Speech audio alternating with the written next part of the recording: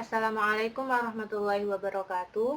Perkenalkan, kami dari kelompok 6 kelas 2020A dan 2020B dari Prodi S1 Teknik Informatika Universitas Negeri Surabaya. Di video kali ini kita akan mempresentasikan mengenai implementasi Natural Language Processing yang merupakan tugas akhir dari mata kuliah Sistem Temu Kembali Informasi dan diampu oleh Ibu Naim Rahmawati Eskomemkom. Untuk anggota kelompok 6 yaitu saya sendiri Laila Noviasari dengan NIM terakhir 013, lalu Algonza Dewangga Arjunantio dengan NIM terakhir 050, lalu ada Dian Octavia Putri NIM terakhir 061 dan Vika Flesinsyah NIM terakhir 076. Untuk topik yang pertama yaitu Music Information Retrieval untuk pengaplikasian genre recognition atau pengenalan genre musik. Baik, saya akan menyampaikan mengenai Music Information Retrieval. Untuk pengertiannya sendiri yaitu digunakan untuk mengekstraksi karakteristik atau informasi dari suatu musik. Nah, yang mana informasinya akan digunakan untuk menentukan jenis musik, mengelompokkan musik, pencarian, dan kontrol otomatis perangkat lunak. Untuk contoh aplikasi penerapan MIR, yaitu fingerprinting, cover sound detection, genre recognition, dan sebagainya. Yang akan kita aplikasikan adalah genre recognition.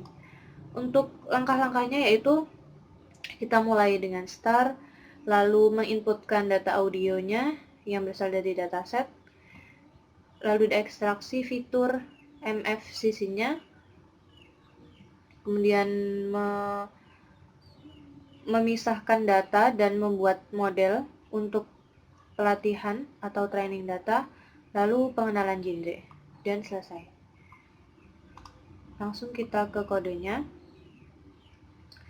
Jadi di sini kita sudah menyiapkan library yang dibutuhkan. Kita import pandas, nampi, os, librosa, dan librosa.display. Ini untuk pemanggilan path dari dataset audionya dan data-data dari audionya, ada file name-nya juga. Untuk datasetnya kita menggunakan dataset dari GTZan berasal dari website Kaggle yang memiliki folder genres_original. Lalu di dalamnya ada 10 genre dan masing-masing genre ada 100 file audio berformat WAV. Dan kita juga memakai file CSV-nya. Dan ini tampilan file CSV-nya. Lalu di sini kita membuat fungsi features_extractor untuk melakukan ekstraksi fitur MFCC-nya dengan menggunakan library librosa. Nah, kita ekstraksi fiturnya sebanyak 40. Lalu kita return. Kemudian pemanggilan fungsinya di sini berada di dalam perulangan berdasarkan rows dari metadata. Metadata ini tadi merupakan file CSV. Lalu fitur yang sudah terekstraksi akan dimasukkan ke dalam array ini. Nah, ini kita tampilkan berupa tabel untuk file yang sudah terekstraksi fiturnya. Kelas ini merupakan genrenya dan fiturnya ini merupakan fitur dari audionya. Lalu ini merupakan pemisahan kode untuk memisahkan data fitur dan data kelas. Data fitur ini masuk ke variabel X dan kelas masuk ke variabel Y, dan variabel Y ini akan digunakan untuk kategori, yaitu kategori genrenya tadi. Lalu ini memisahkan untuk data training dan data tesnya. Selanjutnya kita buat model dengan mengimport sequential, dense, dan dropout. Dan ini rincian modelnya. Lalu ini proses pelatihan. Kita import library model checkpoint dari TensorFlow. Kemudian kita inisialisasikan 6 epochs sama dengan 100, 6 batch size-nya 32. Lalu kita buat variabel checkpoint dengan memanggil fungsi model checkpoint. Ini digunakan untuk menyimpan file hasil training yang paling bagus. Lalu ini untuk proses trainingnya dengan memanggil fungsi callbacks ini tadi checkpointer. Dan ini proses pelatihannya. Lalu ini untuk pengenalan genrenya, kita inputkan dulu file yang ingin dikenali genrenya. Lalu ini misalkan filenya ini disco ya, disco.0008.pav. Lalu file ini akan diekstraksi fiturnya, kemudian diprediksi labelnya, dan dihasilkan seperti ini. Ini adalah hasil dari fiturnya, ekstraksi fitur MFCC-nya. Lalu ini merupakan hasil prediksi genrenya. Dikenali file tersebut bergenre disco. Dan ini sudah cocok dengan namanya. Kita coba memasukkan file audio yang lain, misalkan jazz. Misalkan kita masukkan nomor 12, kita bisa langsung ganti saja di sini, jazz. Untuk nomornya tadi 12. Lalu kita coba run. Dan ini sudah berhasil mengekstraksi fitur MFCC-nya dan juga berhasil mengenali genrenya. Genre kelima yaitu jazz. Dan sudah cocok. Sekian pembahasan mengenai MIR, Genre Recognition. Terima kasih. Baik, jadi saya Algonsa Dewangga Arjunantyo, tim 050 akan melanjutkan presentasi mengenai geografi information retrieval. Jadi di program yang saya buat ini dia akan membaca lokasi dari alamat suatu tempat. Nah, dari alamat suatu tempat itu dia akan mengonversinya menjadi titik koordinat, nah ini longitude dan latitude, kemudian akan memetakan titik itu ke dalam sebuah peta volume dan menandai setiap tempatnya. Oke, langsung saja. Program yang saya punya ini dapat dilihat sebagai berikut. Saya memakai aplikasi Spider dari Anaconda. Nah, langkah yang pertama tentu saja kita akan mengimport library yang diperlukan. Di sini kita menjalankan baris kode ini. Nah, ini kita sudah mengimportnya. Kemudian kedua, yakni kita membaca data. Membaca data dengan mendefinisikan variabel baru dan menggunakan fungsi dari pandas, yakni read.html, karena kita membacanya dari internet. Nah, kita mengambil datasetnya itu dari internet, yakni Wikipedia. Nah, di sini kita sudah membacanya. Kemudian kita akan lihat, nah ini dapat lihat datanya seperti berikut ini. Nah, data seperti ini tentu saja kita tidak akan terima mentah-mentah ya. Kita akan pre-processing terlebih dahulu. Yang pertama, karena ini list, jadi kita akan mengubah datanya menjadi data frame. Nah, ini sudah menjadi data frame, dapat dilihat sebagai berikut. Nah, ini karena ada headernya ini national monument ini, maka kita akan menghilangkan headernya. Cara menghilangkan headernya, ini kita menyimpan data tadi ke dalam format Excel. Kita menyimpan data tadi ke dalam format Excel. Nah, data tadi sudah berhasil disimpan. dengan nama most visited location. Dapat kita lihat sebagai berikut.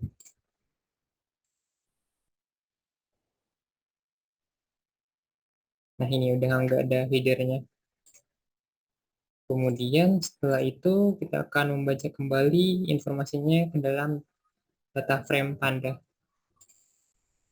Nah, dapat dilihat tadi karena kolom yang akan dipakai itu hanya kolom nama dan lokasi atau negaranya, kemudian jumlah pengunjungnya, maka di sini kita hanya akan mengambil kolom dengan indeks dapat lihat di sini kolom dengan indeks ke-1, kedua, dan ketiga.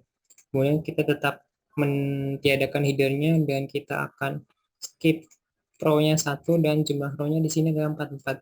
Di sini dituliskan 43 karena dimulai dari indeks 0. Jadi ada 44. Kemudian kita jalani fungsi saja ini. Nah, itu sudah selesai. Jadi dapat kita lihat di sini hanya ada kolom yang akan kita pakai, nama, lokasi, dan jumlah pengunjungnya. Nah, sebelum lanjut, kita akan perkenalan dulu dengan yang namanya J-coding. Apa itu J-coding? Nah, J-coding ini adalah proses konversi dari sebuah nama atau tempat menjadi lokasi di map yang akan menjadi hasil akhir kita. Nah, kemudian kita akan mengiterasi seluruh data frame dari monumen menggunakan fungsi for loop. Dan tak lupa juga try exception. Nah, kenapa try exception dipakai? Karena di dalam membaca tempat di sini, di mana nama tempatnya itu belum tentu sama atau belum tentu ada di database-nya. Jadi nama tempatnya yang kalau nggak ada atau menghasilkan indeks error, itu akan di skip aja gitu.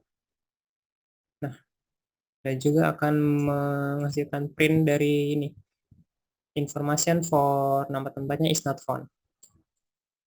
Nah, terus kemudian kita akan menambahkan kolom alamat, yakni alamat yang dapat, terus kemudian koordinat longitude dan latitude yang kita dapat. Kita menggunakan provider Nominatim dari fungsi geocode-nya. Kemudian user agent-nya my application. Nah, ini kita jalankan saja. Nah, ini dia mulai mengiterasi satu-satu. Nah, ini dia menemukan tempatnya. Kemudian ini geocoding informasinya ini nggak ditemukan untuk Colosseum Forum. Dan ada lagi Tazienki Palace. Ini adalah daftar yang ditemukan, tempat-tempat yang ditemukan maksudnya. Kemudian ada yang tidak ditemukan lagi, ini Sarsko Selostat. Nah, ini masih banyak lagi, bisa dilihat di sebelah sini. Nah, ada lagi nih Chapultepec juga nggak ditemukan. Kemudian tempat untuk Betel Stalingrad juga belum tidak ditemukan. Nah, ini masih melakukan iterasi. Nah, ini udah selesai iterasinya. Nah, iterasinya ini disimpan di dalam variabel monumen juga. Bisa kita lihat hasilnya sebagai berikut. Nah, ini. Nah, misalnya ini untuk Menara Eiffel, tempatnya di Paris. Jumlah pengunjungnya ini 7 juta ya. Kemudian ada alamatnya dan ada titik longitud serta latitude-nya. Nah, kemudian kita dapat sesuatu lagi nih datanya di dalam data. Ada alamat dan titik koordinatnya yang nggak ada, non atau none. Nah, untuk mengatasi hal ini, kita akan menghapus baris yang memiliki nilai non atau none dengan menggunakan fungsi drop NA. Nah, ini udah dijalankan fungsinya. Bisa kita lihat sudah tidak ada lagi yang kosong gitu. Kemudian setelah itu kita akan menyimpannya ke dalam bentuk Excel dengan nama most visited monument. Nah, ini udah bisa kita lihat juga di filenya ini. Nah, ini tersimpan dalam bentuk Excel. Nah, setelah itu kita kemudian akan melanjutkan prosesnya. Ini kita ingin memetakan tempat tadi dan menandainya di peta volume. Nah, Kita di sini akan menggunakan library volume. Ini kita impor aja, dan impor Panda juga. Nah, kita akan memakai Panda. Nah, selanjutnya kita akan membaca data set dari Excel tadi yang sudah kita simpan, yakni most visited monument, yang tadi sudah kita pre-process, semuanya sudah bersih. Kita baca aja datasetnya. Nih, dan dapat di sini. Oke, udah dapat. Kemudian kita akan, oh iya, di sini karena ada kolom, bentar, kolom ini unnamed, maka kita akan hapus terlebih dahulu kolomnya karena nggak akan dipakai juga. Ini udah terhapus, cuma terdapat data-data yang kita perlukan, ada alamat dan titik koordinatnya, longitude serta latitude-nya. Nah, kemudian kita akan membuat variabel baru dari peta volume-nya dari OpenStreetMap. Kita definisikan M sama dengan variabel barunya. Nah, sudah ini. Nah, kemudian kita akan mengakses setiap data dalam dataset. Kemudian kita akan melakukan iterasi dengan for loop. Lalu tiap iterasi akan kita ambil informasinya dan menaruhnya ke dalam volume map. Nah, ini. Untuk tiap indeks dan row di dalam dataset ini, kita akan mengiterasikannya. Kemudian ada fungsi volume marker ini, ya, ini untuk menandai di peta volume ini yang udah kita buat berdasarkan baris latitude dan longitude-nya, serta pop-up ini nanti ketika diklik gitu, diklik akan memunculkan tulisan nama tempat dan jumlah pengunjungnya. Kemudian setelah jumlah pengunjung berdasarkan kolom pengunjung. Dan kemudian setelah itu kita menambahkannya ke variabel M, yakni variabel peta tadi yang udah kita buat. Nah, di sini kita lakukan iterasi terlebih dahulu. Nah, ini sudah selesai iterasinya, cepat saja. Kemudian setelah itu tidak perlu menunggu lama, kita kemudian menyimpannya ke dalam format HTML dengan judul monumen di seluruh dunia. Nah, sudah selesai. Jadi hasil akhirnya dapat dilihat sebagai berikut. Nah, ini. Di sini dapat dilihat, misalnya ini ada dari datasetnya itu ada Forbidden City di Beijing. Beijing itu di sekitar Cina. Kalau nggak salah di sini tuh. Nah, ini Forbidden City, kota terlarang. Jumlah pengunjung 17 juta. Kemudian ada di sekitar mana lagi ya? Menara Eiffel coba. Menara Eiffel itu ada di Prancis. Prancis itu di sini. Mana ya ini? Ini ya? Bukan. Ini tuh. Nah, ini Menara Eiffel. Jumlah pengunjungnya itu sekitar 7 juta. Ini 7 juta. Kemudian masih ada banyak lagi yang sudah kita petakan. Dapat dilihat. Misalnya di Peru. Mana nih di negara Peru? Mana ya Peru?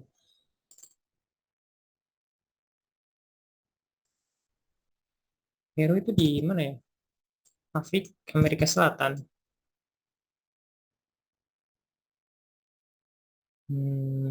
Barcelona, Sagrada Familia. Bukan Machu Picchu, ya Machu Picchu.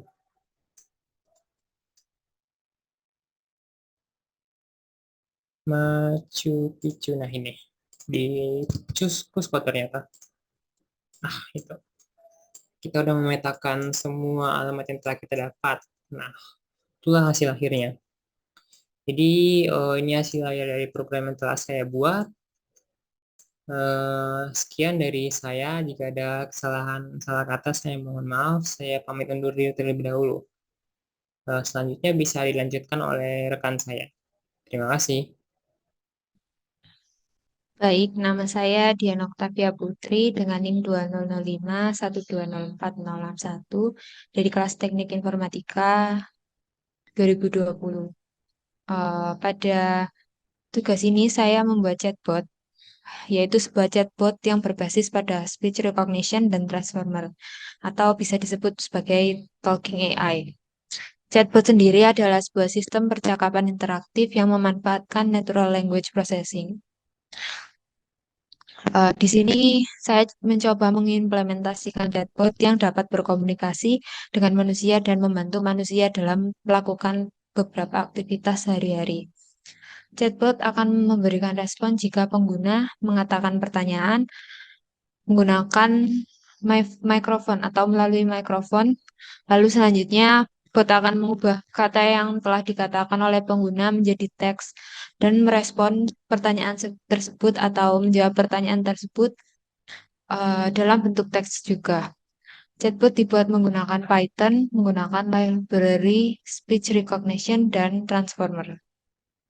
Uh, Transformer sendiri adalah library yang digunakan untuk mendukung arsitektur berbasis transformer dan memfasilitasi distribusi model pra-pelatihan.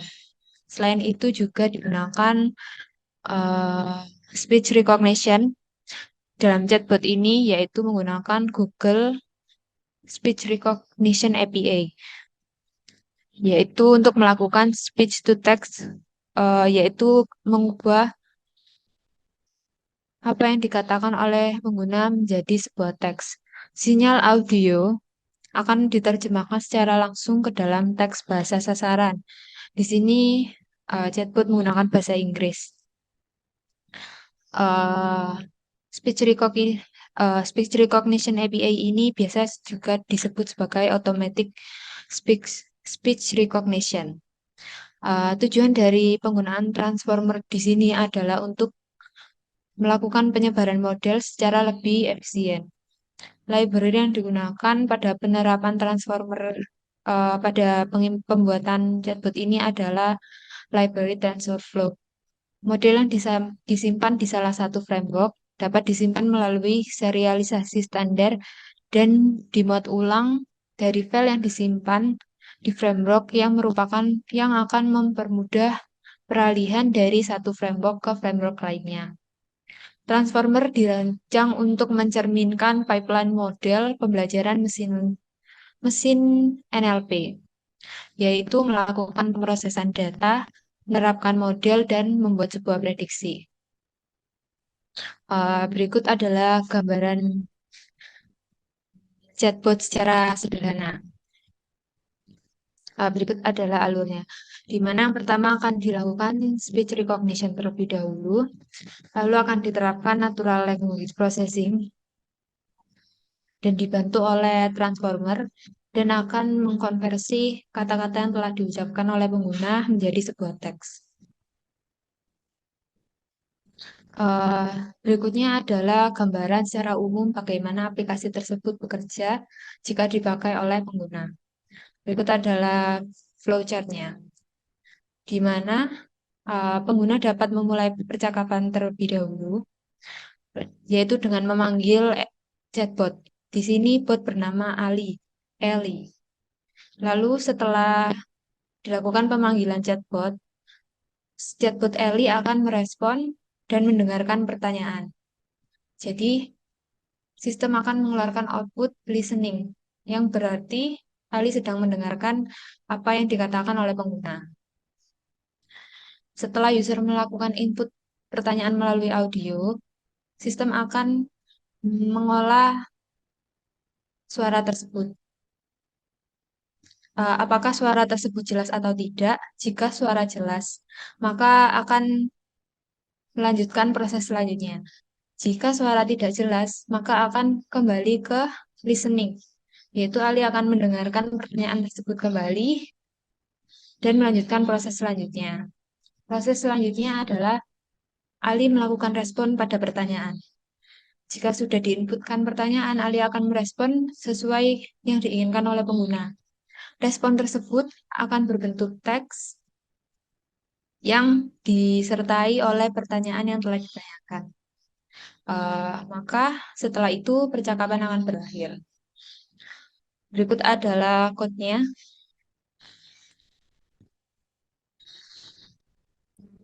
Sini pertama dilakukan install library yang dibutuhkan. Di sini ada speech recognition, lalu seperti yang disebutkan tadi menggunakan Google Text to Speech, yaitu API untuk speech recognition dan menggunakan transformer dan TensorFlow. Sini saya akan mencoba menjalankannya. Selain itu, sambil menunggu penginstalan, juga akan digunakan juga library NumPy, datetime, dan OS. Karena package sudah saya install sebelumnya, maka akan keluar output requirement already satisfied. Yang menandakan bahwa package sudah terinstall sebelumnya.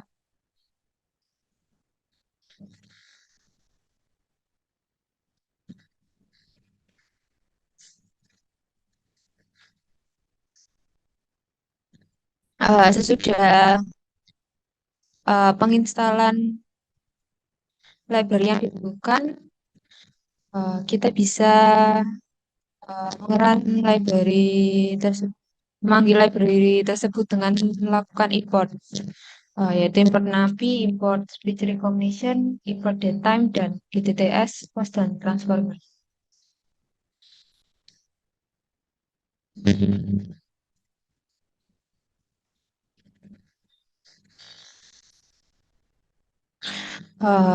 Selanjutnya saya akan menjelaskan fungsi-fungsi yang dibuat dan kegunaan fungsi yang dibuat di sini. Yang pertama yaitu menginisialisasi nama bot yang akan digunakan. Di sini nama bot yang digunakan yaitu Eli. Berikut adalah fungsi init yang menginisialisasi nama bot, yaitu pada dev init. Semua fungsi-fungsi ini berada di dalam kelas chatbot. Fungsi init yang akan memanggil nama bot dan akan mengeluarkan statement starting up yang menunjukkan bahwa bot akan mempersiapkan sistem. Selanjutnya setelah bot diinisialisasi, si tersebut nanti akan dipanggil pada statement if name min ei chatbot name Eli. Ini adalah namanya yang akan dipanggil. Selanjutnya yaitu speech recognition menggunakan API. Selanjutnya digunakan API Google dan menggunakan melalui library speech recognition. Di sini fungsinya yaitu def speech to text. Di sini dipanggil recognizer-nya yaitu import speech recognition SSR. Setelah itu, maka sistem akan mendengarkan melalui mikrofon atau audio dan akan mengeluarkan statement listening. Jika listening didengarkan secara jelas dan sistem dapat mengenali, maka akan menjalankan statement suspect recognize Google yaitu menggunakan tadi dan akan mengeluarkan statement me. Me ini berarti input dari pengguna. Jika suara tidak jelas, maka akan keluar error. Menggunakan fungsi NLP untuk melakukan tugas text to speech yang akan memberikan kemampuan untuk mendengarkan dan memahami suara dan mengubahnya menjadi teks menggunakan fungsi speech to text. Maka fungsi yang telah dibuat tadi akan diambil pada ini, AI speech to text, yaitu class, lalu fungsinya dipanggil. Selanjutnya, membuat fungsi wake up yang berfungsi untuk memberi chatbot kemampuan untuk memahami input, menghasilkan output, dan merespon percakapan dengan suara. Fungsi wake up akan memastikan respon AI jika ditanya, yaitu fungsi def wake up yang akan memberikan nilai return self name dan text lower. Setelah chatbot mendengarkan namanya, chatbot akan mengatakan sesuatu kembali. Maka dari itu digunakan speech recognition menggunakan library Google Text to Speech atau GTTS untuk menyimpan file MP3 di sistem file yang lebih mudah diputar dengan library host, yaitu pada fungsi text to speech. Di sini digunakan static method, yaitu pada fungsi text to speech, di mana akan mengubah respon bot menjadi teks, print AI text. Lalu dipanggil library-nya yaitu GTTS menggunakan bahasa Inggris. Bahasa yang digunakan adalah bahasa Inggris. Dan speaker akan disimpan yaitu REST MP3. Sistemnya adalah AVPlay REST MP3. Selanjutnya akan di-remove. Selanjutnya adalah melakukan tes dua fungsi yang dijelaskan tadi. Selanjutnya yaitu memprogram bot untuk bereaksi terhadap perintah tertentu. Ditambahkan fungsi action time untuk membantu mengetahui waktu. Di sini ditambahkan static method fungsi action time yang akan memberitahu pengguna waktu atau jam sekarang jika pengguna mengatakan time. Selanjutnya menjalankan fungsi dengan memanggil fungsi tadi sebelumnya. Selanjutnya penerapan model bahasa menggunakan transformer. Digunakan model bahasa transformer, yaitu pada code NLP transformer pipeline. Seperti yang dijelaskan tadi, pipeline akan melakukan pemrosesan data, menerapkan model, dan membuat fungsi.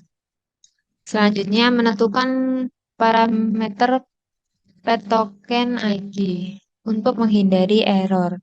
Di sini menggunakan natural language processing, transformer, conversion AI.text, dan ditambahkan tokennya.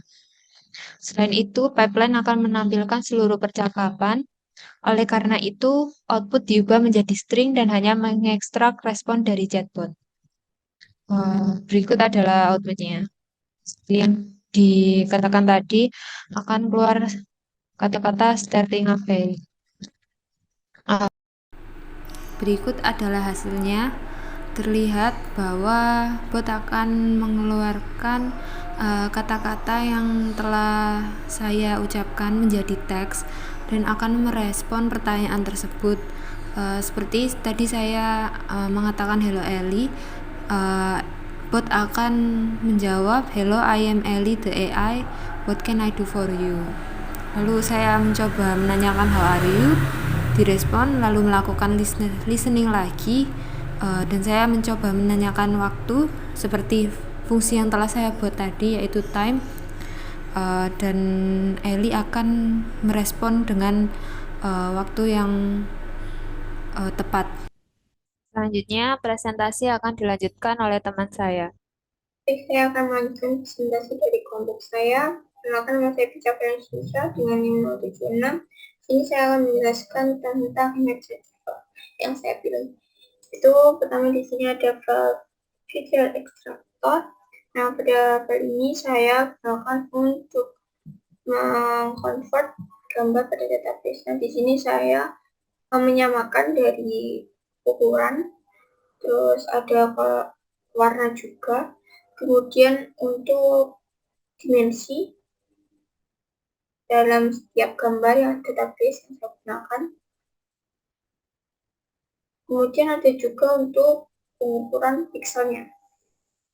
Kemudian ada file offline. File offline ini digunakan untuk membaca atau sorting dari database yang saya gunakan. Dia akan mengakses gambar database yang menggunakan format JPG.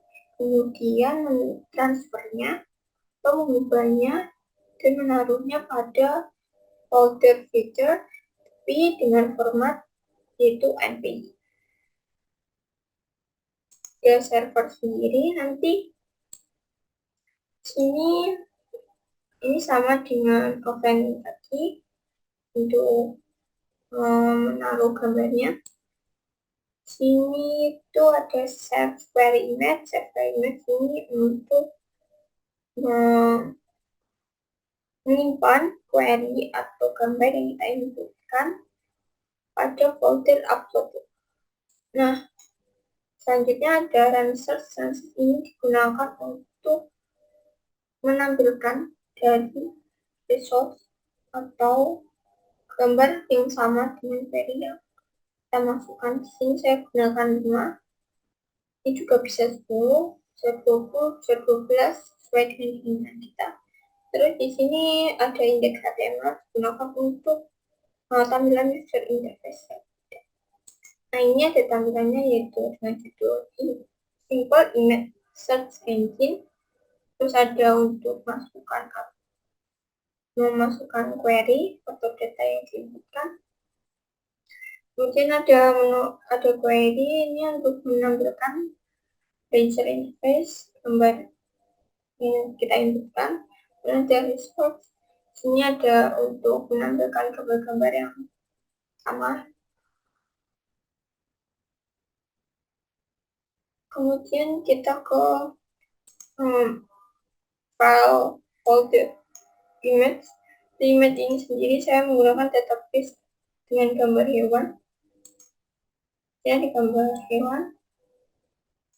Terus ada juga makanan, burger yang saya gunakan. Ada juga minuman. Selanjutnya kita run command untuk profil.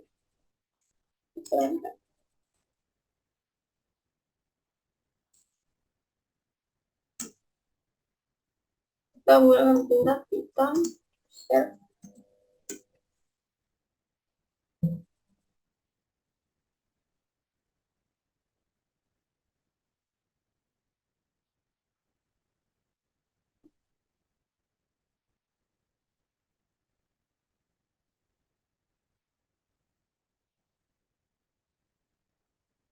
Nah, di sini sudah menampilkan dari run on, kita copy saja. Terus kita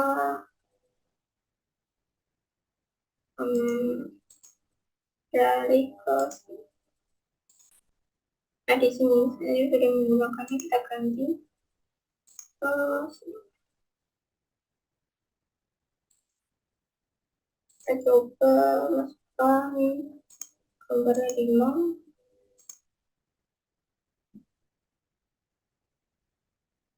Ini query-nya atau gambar yang saya inputkan. Dan ini gambar dari kesamaan yang ada pada database. Di bawahnya ada angka. Nah, kalau mendekati atau 0 atau mendekati 0, jadi persesuaiannya tuh hampir sama dengan gambar yang saya inputkan. Kalau mendekati 1, jadi itu termasuk jauh dari gambar yang saya inputkan. Seperti di sini, ini hanya memiliki corak yang sama atau warna sama, tetapi beda, yang memiliki nilai 1,04. Yang kita coba untuk burger kanannya.